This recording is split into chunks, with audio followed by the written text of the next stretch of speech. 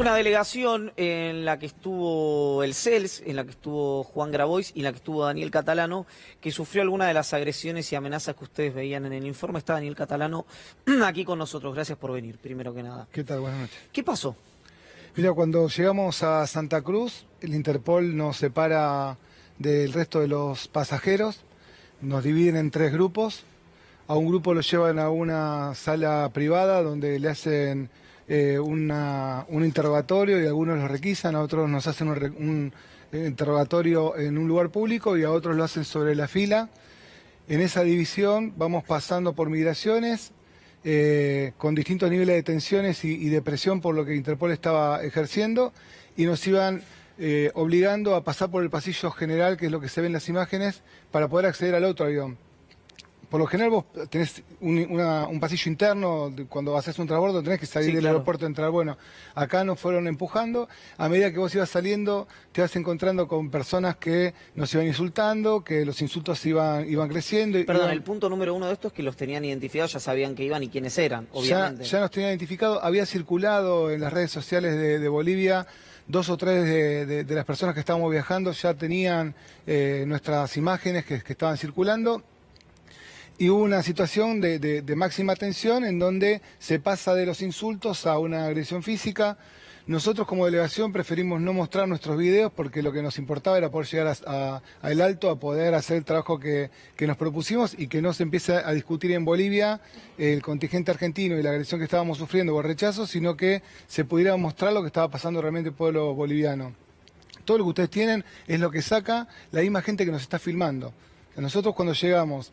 o sea, ustedes tienen videos propios que no han mostrado. Es que no tiene sentido mostrarlo porque la idea nuestra no es victimizarnos.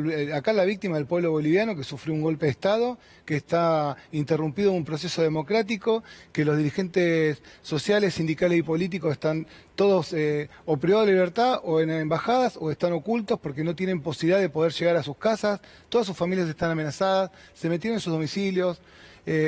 La realidad es que lo que se vive en Bolivia no tiene que ver con nuestra experiencia, sino que tiene que ver con la experiencia del propio pueblo boliviano, que además está sufriendo esta situación de que Evo no puede volver, que no hay una línea política clara, que el partido más importante, que es el que gobernaba hasta hace poco, hoy está descabezado, y que los líderes del MAS no pueden llegar a su base, a su pueblo, por lo que tanto hay una situación muy tensa.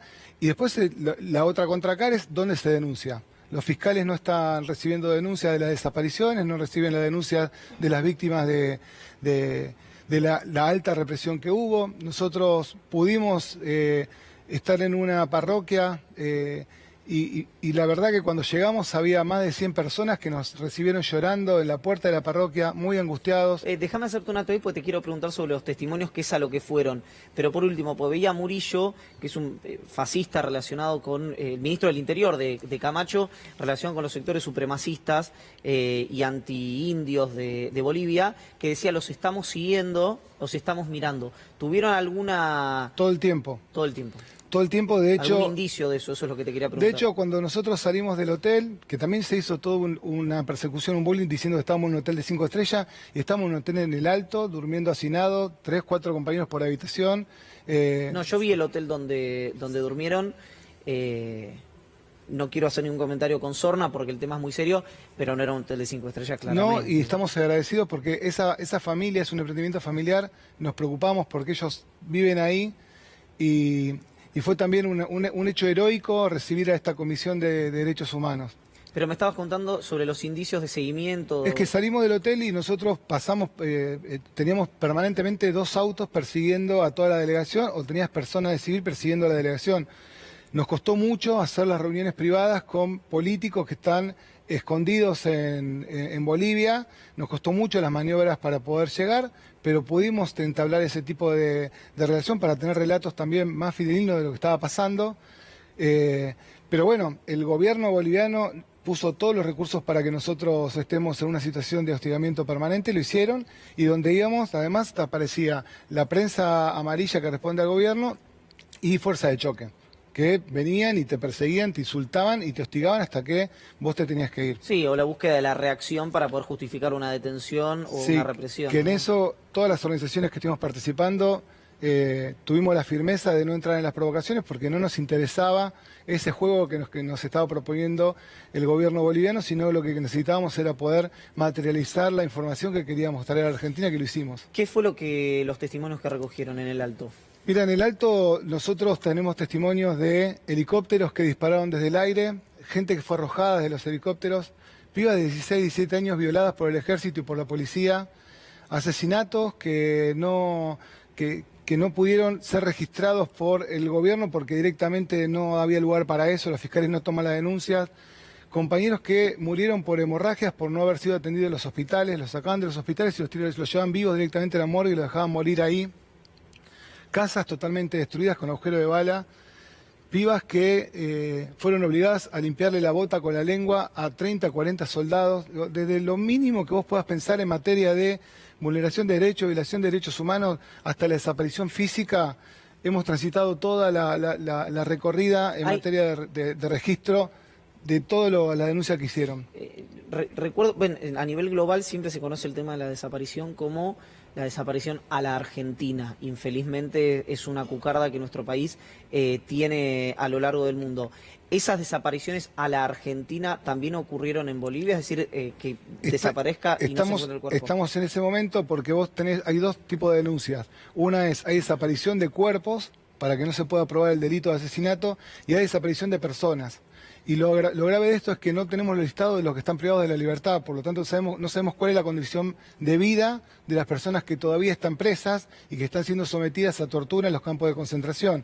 Entonces, la Comisión Argentina tuvimos muchas limitaciones para poder llegar, en la cárcel no nos dejaron acceder, en los hospitales pudimos entrar con dificultad, pero tenemos compañeros que están con los cuerpos todavía abiertos, que no fueron curados porque la orden es no curarlos, compañeros que no pueden ser operados porque no tienen plata para pagar su operación, así que ahora también vamos a tener que empezar una campaña para poder juntar plata para que puedan ser asistidos, pero tenemos casos de compañeros que tienen una bala alojada en el pulmón y no lo operan y no lo van a operar. Entonces hay un abandono por parte del gobierno en base a lo que ellos mismos generaron, ¿no? Una situación muy crítica. ¿Cuál es la recepción que tuvieron de la gente que fueron a ver, no quiero decir el pueblo boliviano porque es muy general, pero de la gente que fueron a ver al Alto? Están muy agradecidos. En el Alto la reacción, la verdad volvimos con una carga de angustia grande. Porque ¿Más agradecimiento o más desesperación? Había un agradecimiento porque no tienen dónde denunciar. Porque ¿dónde vos ponés el relato de que violaron a tu piba? Si el fiscal no te toma la denuncia. Por miedo. No, los fiscales están todos apretados, puede ser por miedo, o porque están arreglados, o porque están de acuerdo, claro, o porque responden al poder político. Pero hoy, esa parte del pueblo boliviano que resistió, no tiene dónde llevar su denuncia, no tiene cómo llevar adelante una investigación de lo que le pasó a sus hijos. Entonces, en ese marco había todo un agradecimiento del pueblo de tener un espacio donde poder plantear su situación y ver cómo nosotros desde afuera de Bolivia generar las herramientas para que haya algún tipo de respuesta.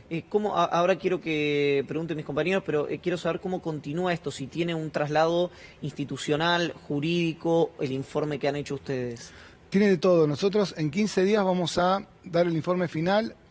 La idea es llevarlo a los organismos internacionales para que puedan actuar. Nosotros tenemos que volver a Bolivia porque no llegamos con lo que teníamos que hacer. En Cochabamba y Potosí hay muchísimas más denuncias de vulneración de derechos humanos. Tenemos que ver cómo, porque la realidad es que nosotros necesitamos ser un facilitador para el pueblo boliviano y no estar en esta situación de tensión en donde se te hostiga y no se te permite hacer la tarea que nosotros necesitamos llevar adelante. Y también vamos a laburar en todo el marco de lo institucional, en la OIT, porque los sindicatos están intervenidos por el gobierno actual, y vamos a ir presentando todas las denuncias que se pueden a los organismos internacionales para ir dándole algún tipo de cuerpo a la resistencia de Bolivia, que en este momento está pasando una situación de desconcierto. Julián. ¿Qué tal, Daniel? Buenas noches. Quiero preguntarte con respecto a lo que ustedes vieron allá. Teniendo en cuenta lo siguiente, uno tiene la percepción, muy lejos, por cierto, porque estamos muy lejos realmente, de que este gobierno de facto, en última instancia, se supone que tiene la intención de conducir este proceso absolutamente antidemocrático a una salida que uno podría considerar que está relativamente cerca de lo democrático, es decir, generar un proceso de elecciones en algún momento, se supone que es en el corto plazo, permitir que exista la posibilidad de que el MAS sea parte de esa elección. ¿Ves que es así o es solamente una fachada para que quienes están al frente del poder hoy en Bolivia se mantengan en el poder?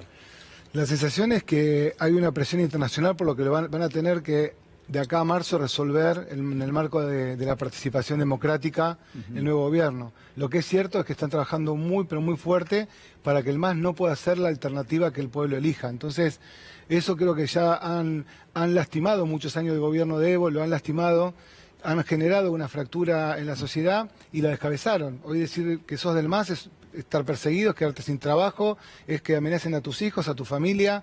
Entonces también hay un momento donde uno piensa, ¿realmente el MAS puede ser una alternativa electoral en este encuadre o es parte de un disfraz para que la derecha gobierne en Bolivia? Yo creo que la derecha va a seguir gobernando en Bolivia porque están generando todas las condiciones para poder permanecer así y lamentablemente los medios de comunicación están jugando un papel. Claro, que ayuda a que la derecha se pueda consolidar y se pueda instalar con mucha más comodidad de la que uno quisiera. Noé. Daniel, buenas noches. Entiendo que, bueno, el panorama que vos das es un panorama en el cual, aún habiendo elecciones democráticas, aún permitiendo la participación del MAS, esa participación va a estar muy condicionada. Si ustedes mismos estuvieron siendo perseguidos y hostigados, no quiero imaginarme los militantes o los candidatos propiamente dichos del MAS. ¿Qué considerás o qué te parece después de lo que viste que debería hacer la comunidad internacional para intentar de alguna manera ayudar o garantizar que efectivamente el proceso en Bolivia sea democrático?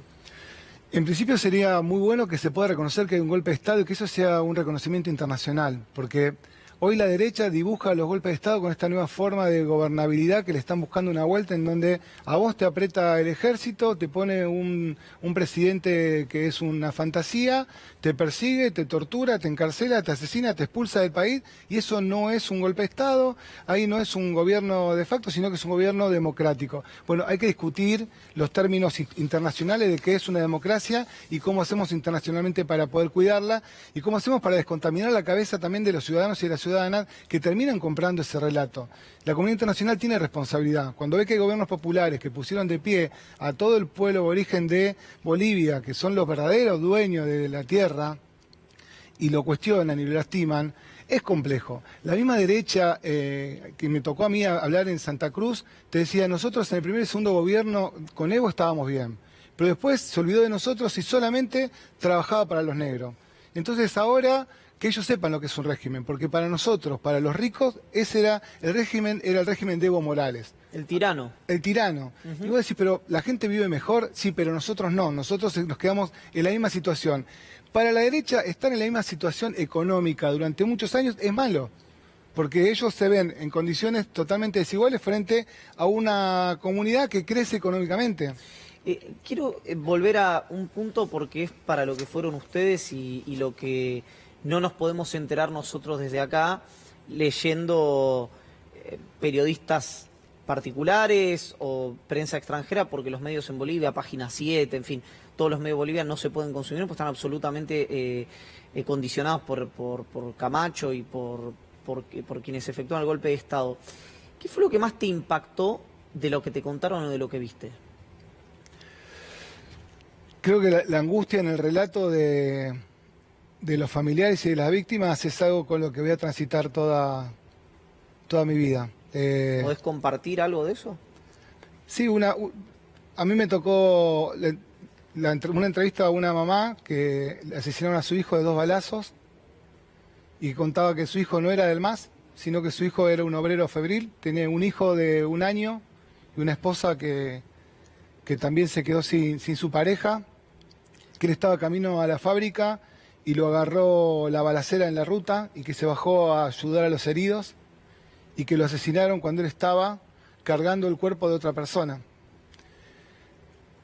Y cuando vos estás ahí, estábamos en una parroquia, la compañera lloraba y cuando levanto la vista estaban llorando todas las personas que estaban declarando y estábamos llorando casi todos los que levantamos la denuncia, porque eran todas las mismas secuencias. Hubo una situación de saqueo de la moral, de saqueo de la dignidad. Se perforó en lo más profundo, se puede perforar en una sociedad. Se lastimó la dignidad de un pueblo, se lo arrancó. Ellos no pensaron nunca que iban a ver gente arrojada de un helicóptero. El relato de nuestras compañeras cuando recibían el informe de cómo se veían esos cuerpos en el piso.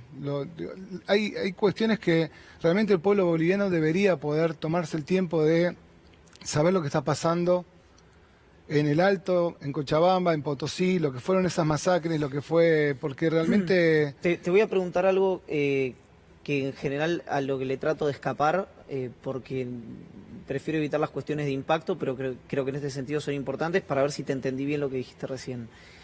Cuando dijiste el estado de los cuerpos lo voy a decir brutalmente, y si estoy equivocado te pido que me corrijas, es un cuerpo reventado, estallado en el piso después de ser arrojado un helicóptero, con las vísceras o con lo que sea que... Es así, y es levantar esos testimonios, los testimonios de la materia gris en los impactos en las cabezas de la gente.